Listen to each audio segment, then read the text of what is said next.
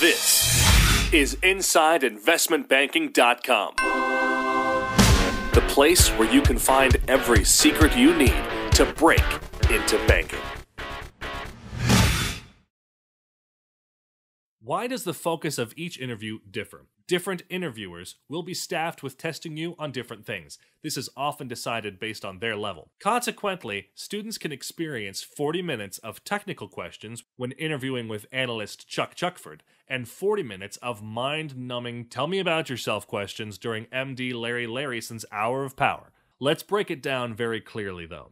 The younger monkeys, analysts and associates, will throw down the technical questions gauntlet as they try to objectively assess you for brains. Think McGee and NCIS.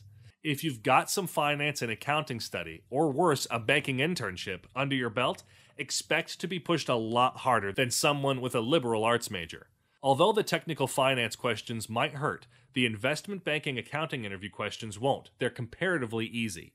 Meantime, the graying apes, MD Larryson and the other BSDs, will go fit and you crazy as they try to answer the question, would Richard make a strong member of the team, and do I want to work with him? For this, think Gibbs and NCIS.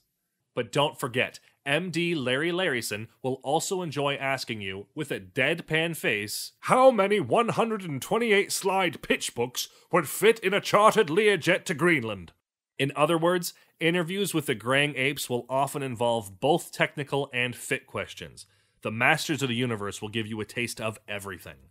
Finally, it's worth noting that multiple interviews at the one bank can also overlap in both theme and the specific questions asked. This is done on purpose. Just like a computer-driven personality test, this process of repetition allows bankers to spot inconsistencies in your answers over time when they share notes at the end of the day.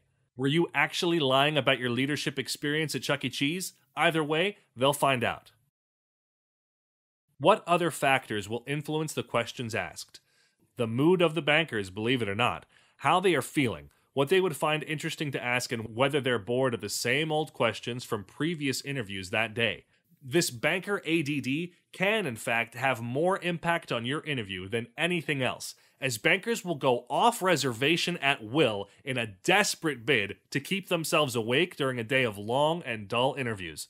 As a student trying to break in, I remember two bankers saying point blank, it's been a long day. You don't mind if we ask some different questions now?